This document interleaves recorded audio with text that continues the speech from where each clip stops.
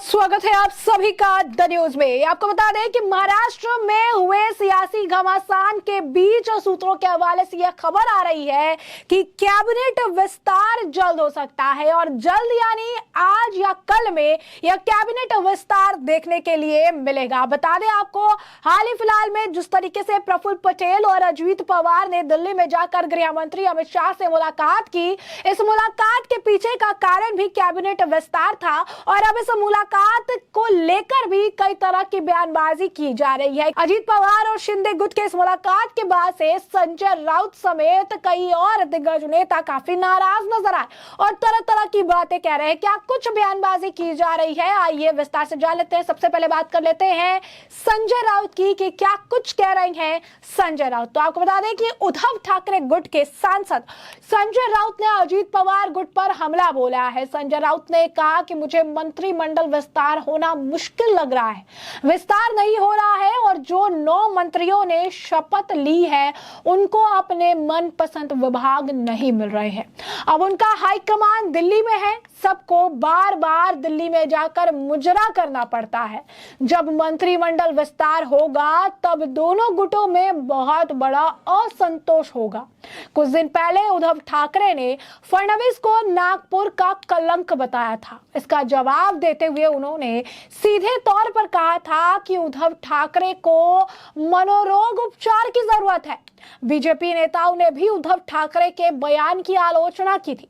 इस पर अब संजय राउत ने प्रतिक्रिया दी। संजय राउत ने कहा कि कल तक जो मुख्यमंत्री था वही बॉस था, आज उनकी क्या हालत है। दो उप मुख्यमंत्रियों के साथ काम कर रही हैं, ये उप मुख्यमंत्री उनके जूनियर थे, उन्हीं के अधीन अब ये काम कर रही हैं। पूरी सरकार दिल्ली से चल रही है, इसीलिए फडणवीस हताशा में बोल रही हैं।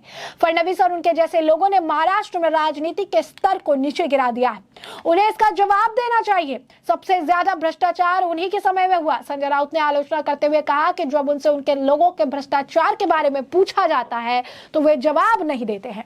वहीं आपको बता दें कि अजीत पवार के महाराष्ट्र सरकार का हिस्सा बनने के बाद कैबिनेट विस्तार को लेकर मंथन जारी है और इसे लेकर आपको हमने बताया कि जो है इस वक्त सूत्रों के हवाले से खबर है कि कैबिनेट विस्तार जल्द से जल्द देखने के लिए मिल सकता है, यानी आज या कल में देखने के लिए मिल सकता है। और इससे भी ये भी खबर सामने आ रही है कि अजीत पवार को एक बार फिर वित्त मंत्रालय का भार दिया जा सकता है, क्योंकि पहले भी अजीत पवार जो है वो वित्त मंत्रालय संभाल रहे थे और अब एक बार फिर अजीत पवार वित्त मंत्रालय ही चाह रहे थे, जिसे लेकर तकरार की खबरें सामने आ रही थी। लेकिन अब कहा जा रहा है कि वित्त मंत्रालय अजीत पवार को देने को लेकर सहमति बन चुकी है। यह सूत्रों के हवाले से खबर है।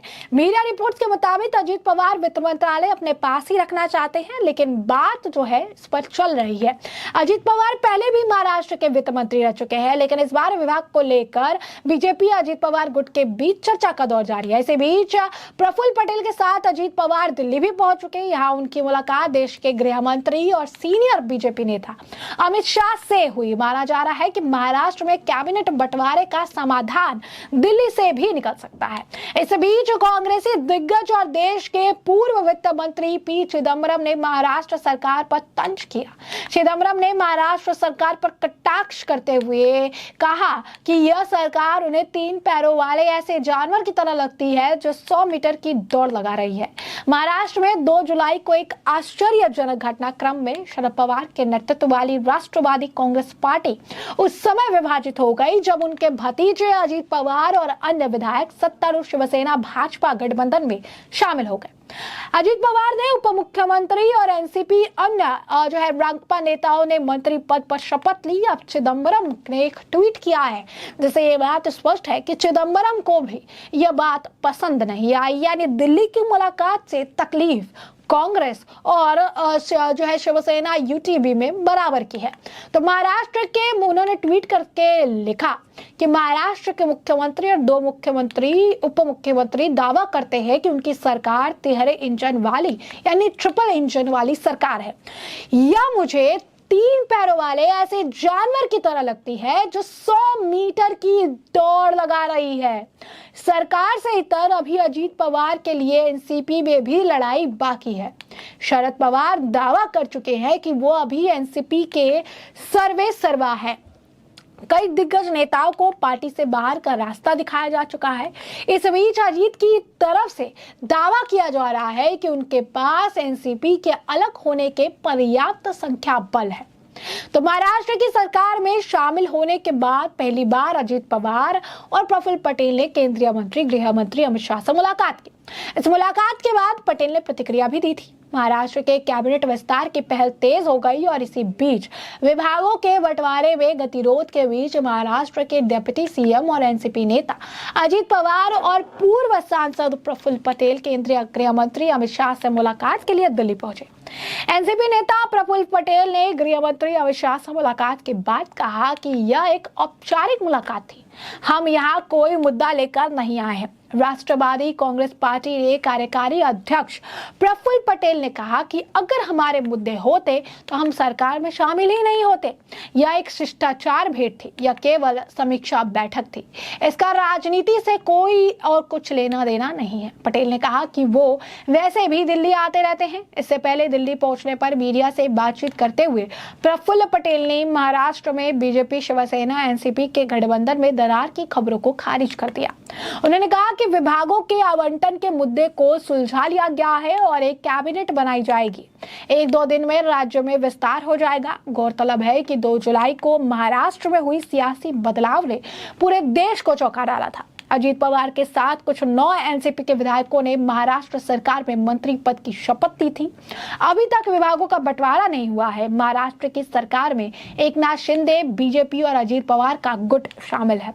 अजीत पवार का दावा है कि आने वाले समय में एनसीपी की और नेता भी उनके साथ जुड़ेंगे। ऐसे में साफ तौर पर अगर आप देखेंगे तो महाराष्ट्र में सियासी घमासान लगातार जारी है। कैबिनेट विस्तार को लेकर भी तरह तरह की खबरें सामने आ रही है और इसी बीच जो सर्वे सामने आया है उसमें यह कहा गया है कि आज या कल में यह कैबिनेट विस्तार जो है देखने के लिए मिलेगा। इसी के साथ हम आपको बता दें कि जिस तरीके से आज इस मुलाकात को लेकर ये सियासी घमासान है, लगातार इसे लेकर अगर आप देखेंगे कांग्रेस के नेता और या फिर संजय राउत बयानबाजी कर रहे हैं, लेकिन ये वही नेता है जो खुद भी दिल्ली का दौरा कर चुके हैं, चाहे उद्धव ठाकरे हो, आदित्य ठाकरे हो, संजय राउत हो या कांग्रेस के नेता, क्योंकि कांग्रेस के आला कमान तो दिल्ली से ही ऑपरेट करते हैं। ऐसे में दिल्ली जाने को लेकर सुगबुगाहट के बाद ये जो परेशानी है ये स्पष्ट तौर पर समझ आ रही है, क्योंकि महाराष्ट्र में जिस गठबंधन की सरकार के दम पर बयानबाजी की जाती थी, एमवीए को लेकर आप कह सकते हैं कि महाविकास अघाड़ी सरकार के एक साथ होने की बात कही जाती थी, जिसके दम पर आप कह सकते हैं तरह तरह की बातें कही जा रही थी, सत्ता में वापसी की बात कही जा रही थी, वो एमवीए तो नाम का एमवीए रह गया क्योंकि वो पूरी तरीके से खत्म हो गया। उद्धव ठाकरे के जितने वफादार थे वो शिंदे गुट के साथ चले गए और इस वजह से उन्हें सत्ता गंवानी पड़ी है। लेकिन अब शरद पवार के भतीजे के बागी रुख ने भी स्पष्ट कर दिया है कि एमवीए ना था, ना है और ना कभी सत्ता में वापसी कर पाएगा। और ऐसे में आप देख सकते हैं महाराष्ट्र में सियासी उथल पुथल जारी है, जिससे कि हमने आपको अपडेट रखा है। फिलहाल के लिए हमने आपको ये जो पूरा मामला है ये बड़े विस्तार से बताया है कि पूरा मामला क्या है। और अब इस पूरे मामले पर आपकी जो राय हो कमेंट सेक्शन में कमेंट करके जरूर साझा करिएगा। धन्यवाद।